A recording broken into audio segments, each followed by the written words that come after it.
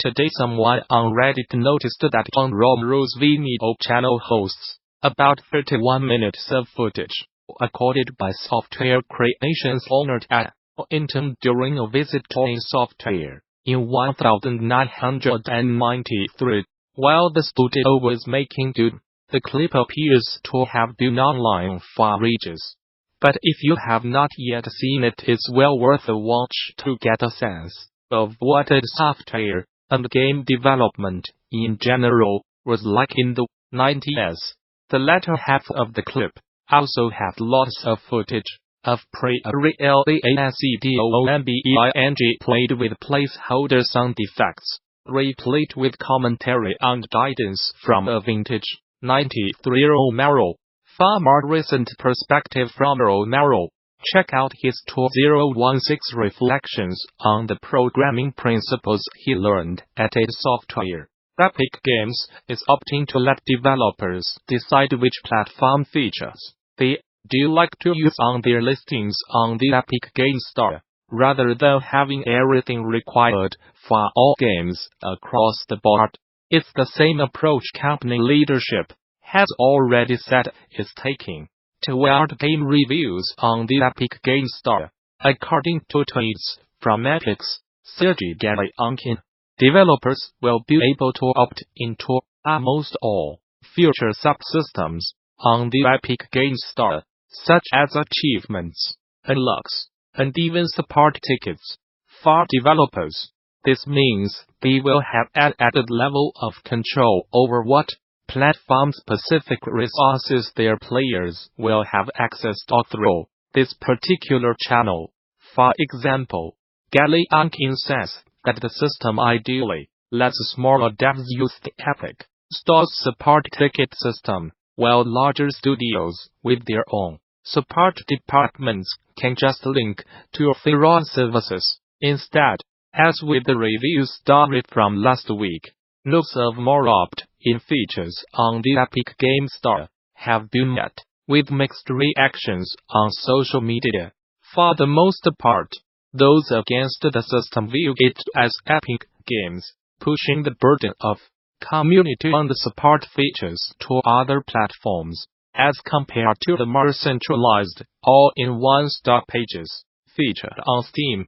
But as Galyankin says later on in that same Twitter thread, the Epic Games Store is not trying to imitate Steam, but on a broader topic, Epic is not a better theme, says Galyankin. It's built on different principles, and while it will have some of Steam's features, it does not aim to mimic it.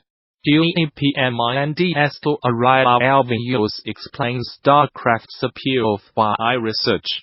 A DeepMind agent trained on the ins and outs of Blizzard's StarCraft II went head-to-head with a pair of StarCraft pro players to showcase the potential of the Google-owned artificial intelligence tech.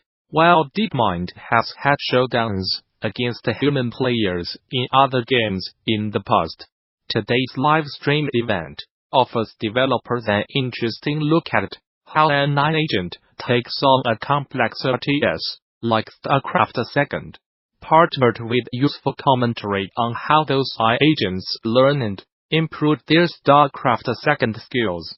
All this is made possible by a special version of StarCraft II Blizzard released a while back specifically geared toward training AI agents. Those agents play StarCraft a little different than actual human players. For one, AI agents are able to view the entire map at one time, though the fog of war effect still obscures inactive areas. So, unlike human players, decisions about what part of the screen to observe do not come into play. The face-off was streamed by DeepMind today, and though the bulk of matches themselves took place back in December, a panel of experts were on hand to offer moment-to-moment analysis of each individual battle. Ultimately, the DeepMind agent L. Foster won all 10 of its pre-recorded matches. The new version of L. Foster lost to the pro player Mona in a live match at the end of the stream.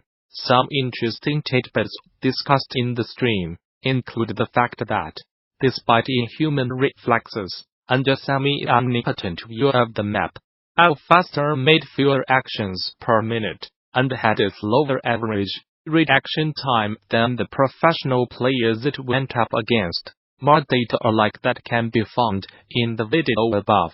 Though Engadget also has a strong write-up on the stream's events file. Those with a preference for text.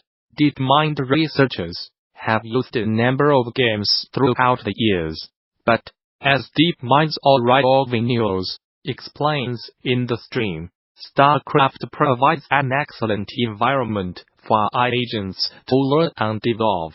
First and foremost, the mission at DeepMind is to build an artificial general intelligence. To do so, it is quite important to benchmark how our algorithms, our agents as we call them, perform on a wide variety of tasks, said News. And then, for us, StarCraft afforded some pretty exhaustive research challenges that were, for us, the obvious choice as a next step for our agents to perform at a very good level. And the one perhaps that I would highlight is the fact that in StarCraft you do not see the board all the time. There's this notion of imperfect information, so that means that an agent must kind of predict, estimate what the other player is doing all the time, and there's all sorts of interesting things that emerge. Esports team owners and professionals are reportedly convinced that many organizations are overvalued, and because of that, a market correction is looming on the horizon. This prediction comes after esports organizations Infinite and Echo Fox laid off staff, signaling the start of a market correction which seems likely to occur until 2019, as reported by Sports Business Daily. In the past 12 years, since traditional sports teams started acquiring esports organizations, faith in the long-term potential of video games has grown. On the other hand, pessimism about the short and medium-term longevity of esports teams is also growing as the pressure to spend grows faster than revenue. The terms at which some leading esports teams have raised additional investment capital appear separated from standard business metrics. According to Sports Business Daily, outside of sponsorships, there needs to be a consistent physical source of revenue, ticket sales and in-person merchandising, coming in for esports teams to offset spending deficits.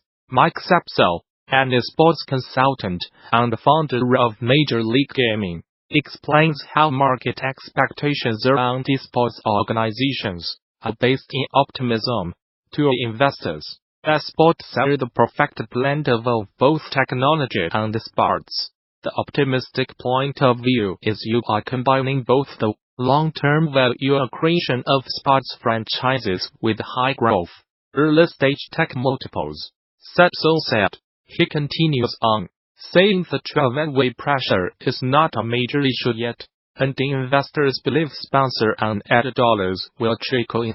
There is always urgency to monetize. But at this stage in esports, it's definitely not panic.